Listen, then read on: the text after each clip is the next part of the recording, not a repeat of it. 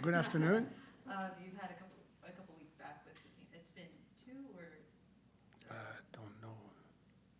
I don't. Is it the okay. first or second week? Second week. Just over a week, It's your second last Monday. Okay.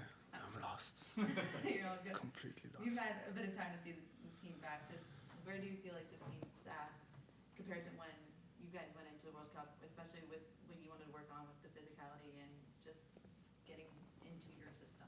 Yeah. So we chose an approach a little bit different in terms of how to manage the World Cup break, where we pushed a little bit further, had a shorter break, and now it's it's good because you don't have that much of empty spot, but at the same time you still had 3 weeks, a little bit over 3 weeks. So meanwhile the guys did their little program, muscular and cardio. We were able to start from a good spot, and we're slowly increasing the intensity and the volume, and guys on the work in progress. You had obviously during this break you have multiple moves. Diego departing, you have Mendes coming in. How much of just to say specifically with the players brought in did you have and just your thoughts on what this team is going to look like now going into the second half of the season? Yeah, we think that we're convinced that those guys is going to be a huge plus for us in their specific roles, and I'm also excited because they seem to be really on top of their own personal care, I would say. So they should arrive in a good shape. Now when you change country and language and time zone and etc. You always have a period of adaptation, so we need to be patient with them, but with the guys and what they were able to provide, and me and them getting on the same page, I think the timing for the new players to arrive is good. So excited. How important was it for you and what you envisioned for this team bringing back Andres Ferrer and getting that contract secured? Yeah, Andres, not only as a person and but also his versatility on the field and his energy and yeah, the human being, like I said. So those are crucial for us, and it was an easy decision on our end. And you do have a little bit of a break, and players like Malte coming back, players who possibly suffer injury. Just where's the health of this team? Is there any players who are injured or coming back, and what are the players? Who are the players coming back? Yeah, Jamal is coming in a good shape, and we hope and we're going to make sure that it keeps building on that, and hopefully for good this time. And Dylan is also the one that we should be close to training hopefully next week, and everybody keep working on their fitness level, but we generally in a decent spot. Dylan, when did he suffer his injury? Was it during the season or was it? I think that was one of the last. I think that was the last New York away game, and he had ups and downs, and but we're finally on the right track, and so he's in a good spot. Was it a calf, lower leg injury? No, he wasn't on the bone. A bad knock on the bone, and like I said, now he's feeling confident and smiling again because he's going toward the right direction to train. So. Thank you. When you watch the World Cup, can you watch it for fun, or are you always in coaching mode when you're watching games? I do watch it for fun, in a way that the event is in US and Canada and Mexico. But and when I first got in the country and now to see, the World Cup, but I have a kind of an idea by other people how people perceive the soccer in the country from, oh, we didn't know it was like that. So I think I don't know if we're all aware of the impact of this World Cup on how MLS is perceived, and it changed a lot of internal position for those who didn't know, and so I feel proud. So that's the way as a fan that I watch. Also, maybe one of the last when we see Modric, Neymar, Ronaldo, Messi all together. So those little scenario. I thought that Congo was going to beat England. I I thought that Senegal was going to beat Belgium, and then no. So those little things that a little bit more personal, but like a fan, but also I'm really curious to see how teams defend. So I can't say that I'm obsessed with the way they try to score goals, but more the way they defend based on the heat, based on the opposition. So that I was curious. You almost got both those right. Senegal and Congo. It was close. Yeah. How much have you been in contact with the guys from the crew that have been away with their national teams throughout this whole tournament? I let them. I congrats Stevie. I congrats Max, but I let them be. It's. I'm sure they have enough people harassing them. So the last thing that they wanted was. But I was their first fan, and yeah, it's a unique moment, and yeah, proud and happy for them. You guys, I think, are 2 points out of the playoff spots. You are in the semifinal of the Open Cup, and then obviously Leagues Cup is coming up. Do you prioritize anything going into the second half of the season? Do you have to, just because of the condensed schedule, do you have to think we target this more than this, or is it, hey, we want to win every game we possibly can? We want to be competitive in every way possible. That's for sure. But what I'm really mindful, of course, is the identity that I want the players to have, and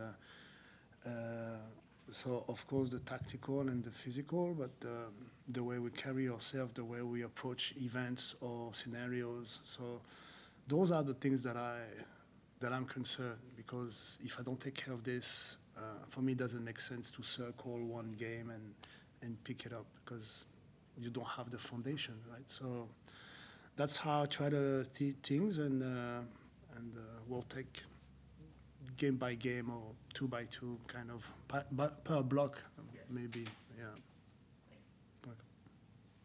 Coach, thanks for being here. How's the assistant coaching search going for you?